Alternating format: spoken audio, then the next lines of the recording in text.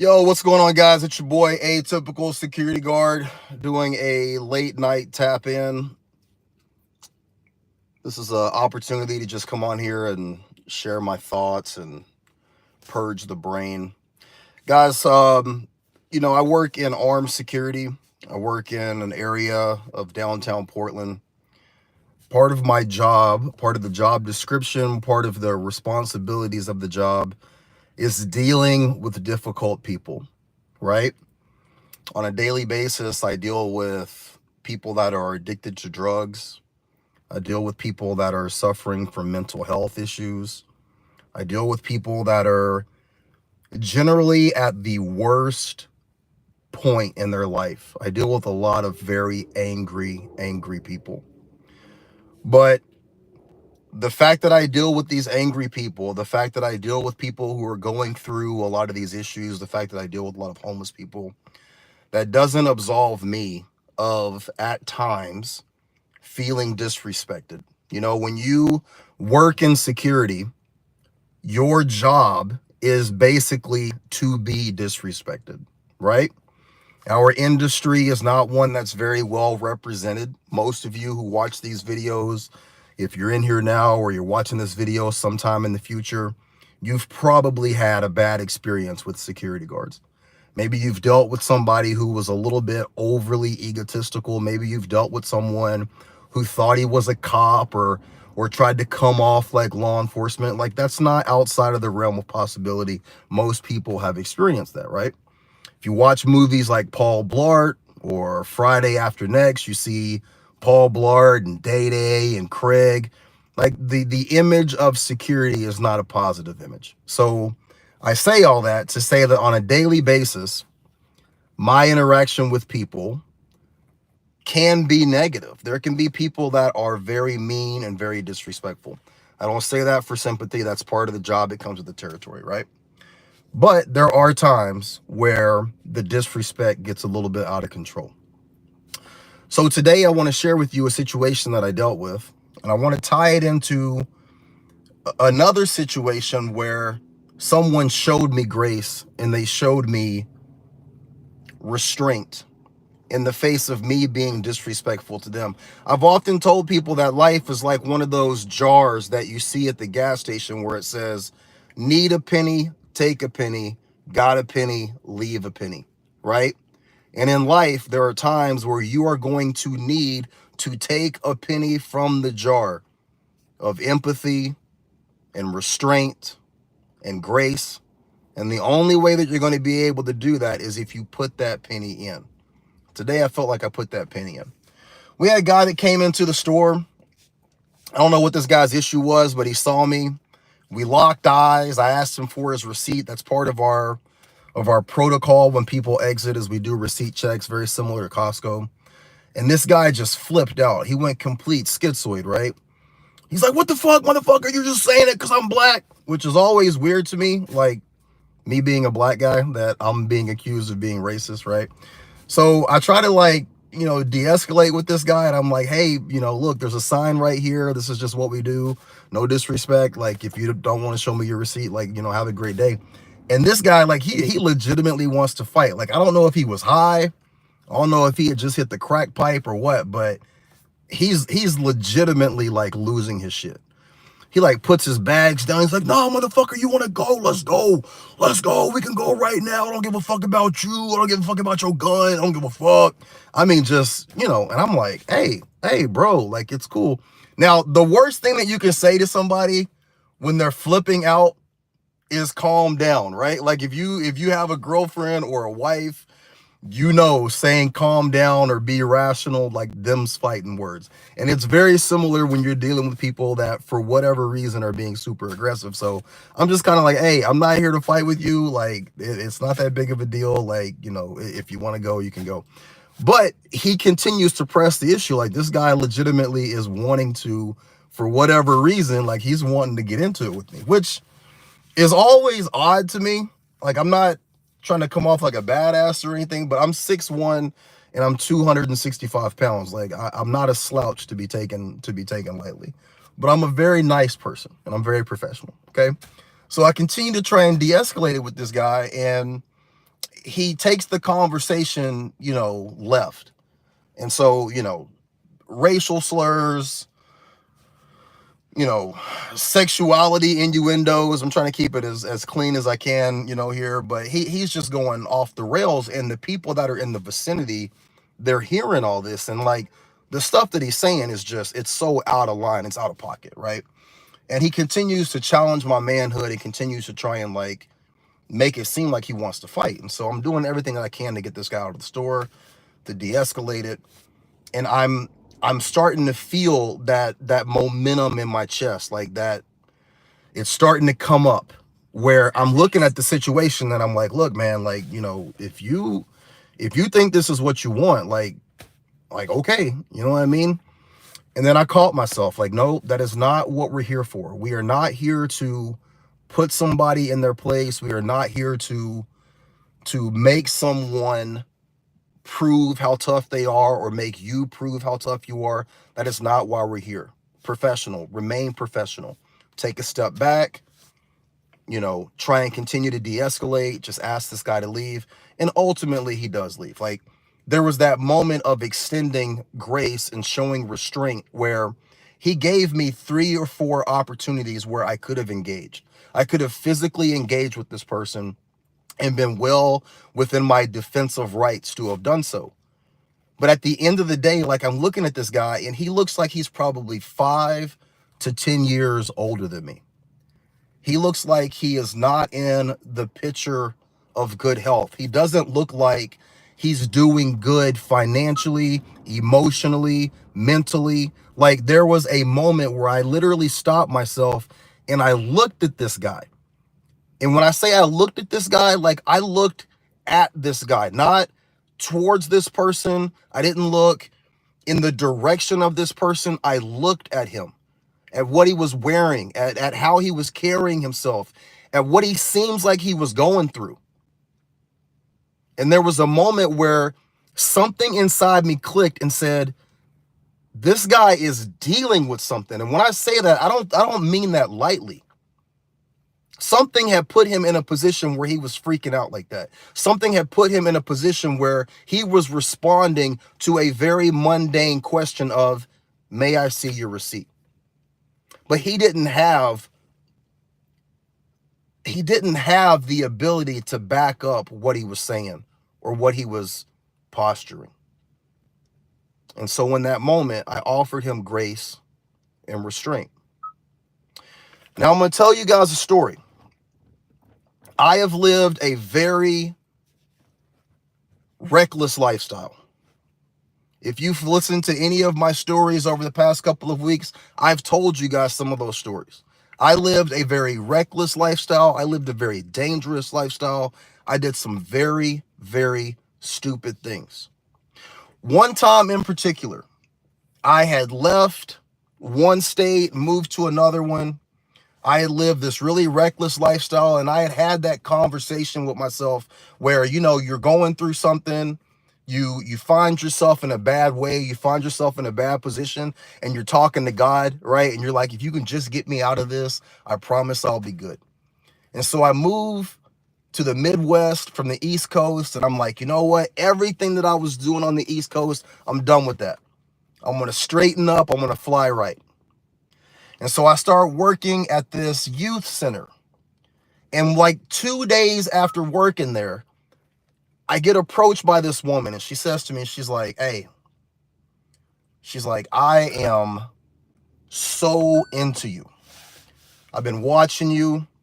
I'm feeling you. Like, here's my number. I want you to call me the absolute second you get off. I'm like, all right. So I text this chick when I get off. And she starts talking about how she wants to meet up. She wants to have dinner, blah, blah. She wants to do this. She wants to do that. And she says, but I got to tell you something. I'm married. And I'm like, I'm not even going down this road. And I'm like, look, I'm flattered. I think you're very attractive, but I'm not going down this road. And she says, no, listen to me. I'm married, but my husband is completely cool with everything. We have an open relationship. Most of y'all looking at this going, man, like you're a fucking dumbass if you fall for this. Well, she says, no, I'm serious. She's like, I'm going to send you pictures So she sends me all these pictures of her with different people, with multiple people, okay? She's being very descriptive of the lifestyle that she lives and the fact that her husband is 100% with it. So I'm like, all right, bet. Like, if that's how it is, like, I'm not here to judge people. If that's how you guys roll, then all good, right? So she's like, look, I want you to come over to my place. Here's the address. She lives in this gated community out in the middle of nowhere. I drive over there a couple of days later, and it's like, they are so wealthy that when you get to this gated community and you drive into the gated area, she gives me the passcode of the gated area, it's still a mile before you get to her house.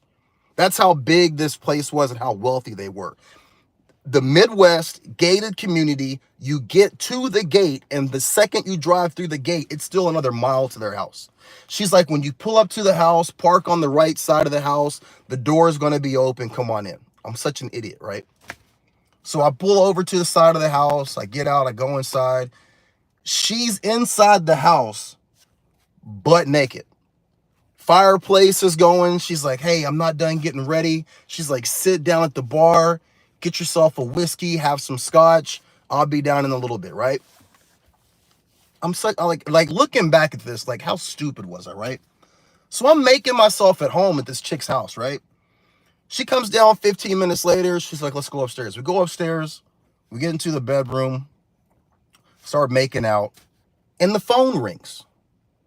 So she answers the phone and she's like, no, it's all good. No, it's all right. It's okay. Nope. I don't need that at all. It's okay. No, we're good. Have a great night. I'm like, who was that? And she says, that was the sheriff's department. When you came in the house, I had the alarm on. You set the alarm off. They're just calling and making sure that everything's okay. And I'm like, the sheriff's department? I'm like, look, I don't know if this is a good idea. And she's like, no, it's okay. It's all good. Don't trip. It's all good. So we get back to, doing what we're doing, right? 10 minutes later, somebody starts banging on the door. Sorry, my light just fell. Starts banging on the door. So I'm like, the fuck? She goes running downstairs, opens the door, and I can hear people talking. And it's like, there's guys talking, and she's talking. And she's like, no, you're not coming in my house. I don't need you to come in my house. No. You're not coming in. No, leave. Blah, blah, blah. I'm like, man, fuck this. I start putting my clothes on, right? 5 minutes later, she comes up. I'm like, yo, the cops are going to come in here. They're going to see me. I'm going to get shot. Like, this is going to end up on the news, right? Crazy situation. She comes upstairs and she's like, everything's fine. She's like, it's all good. Don't worry about it. I'm like, hey, look, I appreciate the offer. Like, you are very beautiful. This is not a good idea. This is not a good idea. Like, this is a bad sign. Like, I'm out. Well, she persuades me to stay, right? So we do our thing. I go home, go to bed, and at like 1 o'clock in the morning, my phone rings. Unavailable number. So I answer the phone and I'm like, hello? And it's silent. Is this Damien? Yeah, who is this? I'm not going to say what the person's name was, but he says, this is John Smith. And I'm like, okay. And he's like, were you at my house tonight? And I'm like, yeah, I guess. And he goes, did you fuck my wife?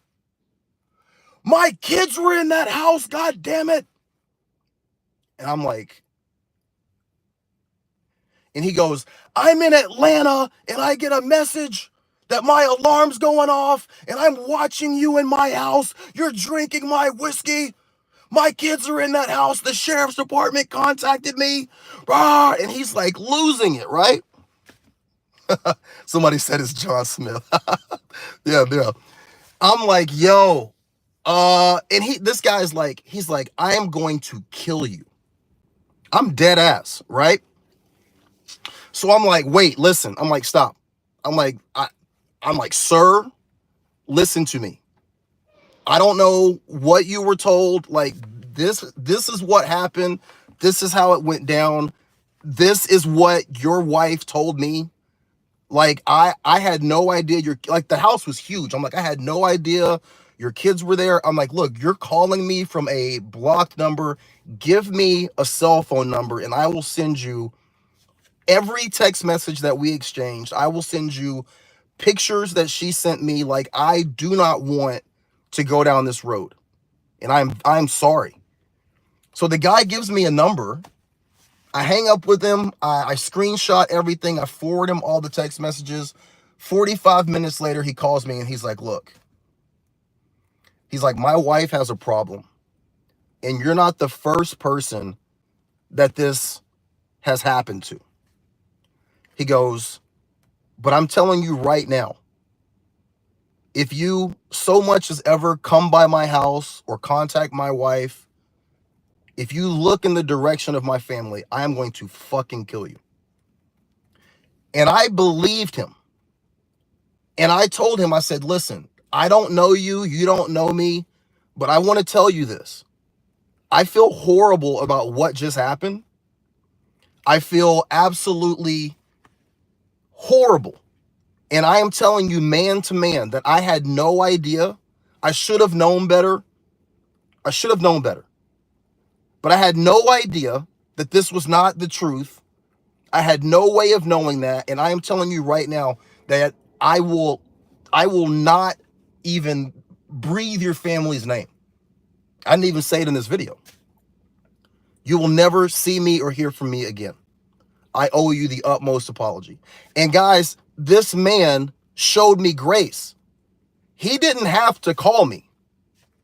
He could have been as upset as he was, rightfully so, and he could have caught me getting a sub sandwich somewhere and put two in my head. And the man had every right to be that upset. He had every right to exact whatever revenge he felt was necessary, because my actions put me in a position where I had the ultimate level of disrespect towards this man, his home, and his family. When I share these stories with you guys, I want you to know two things. Number one, I don't share these stories with pride. Number two, my current wife knows everything that I tell you guys. There's not a story that I would ever share with anybody that I haven't shared with her first. But I think that it is so important in today's day and age, especially as men, for us to be honest and transparent. People need to know that people live life, they make mistakes, they own up to it, and they do better moving forward. I have never forgotten the grace that that man showed me in that situation with the ultimate level of disrespect that I showed him. And it's times like today, in these mundane, everyday situations that I find myself in with a crackhead or a drug addict or a homeless person or someone who wants to test me, that I have to think to myself, you know what? There was a moment in time where someone showed you grace, where someone showed the ultimate level of restraint when they had every right to put you on your ass. And you are not too good or too holy or too above people to extend that same level of grace. Need a penny, take a penny. Got a penny, leave a penny. That's it. Life is all about respect. It's about being given respect when you don't deserve it, and giving respect when other people have wronged you. As explicit as I can be in some of these stories, man, that's the grace of God. And it's only by the grace of God that I have done some stupid things and found myself still able to sit here and have these conversations with you guys. That's my message for tonight. Showing restraint and offering grace in situations where you have every rightful reason to not have to do so. Let's see what we got here. Comments. Hassan Campbell says, salute to you, brother. Salute to you, my man. Abel Gonzalez says hi, and he says, damn. And yeah, it was crazy. There was a John Smith that commented and said, it was me. I'm tracking you right now. Jolly Saint Nick says, Jesus, dude. Yeah, it was crazy. And then John Smith again says, for real, it was me on the phone. I'm not playing games. Call him right now. And then he says he's joking. That's funny. Somebody says, bruh, I definitely know if you're in their big ass house and they got kids. Yeah. Why are people sitting here listening to random strangers talk bullshit? Go get lives, people.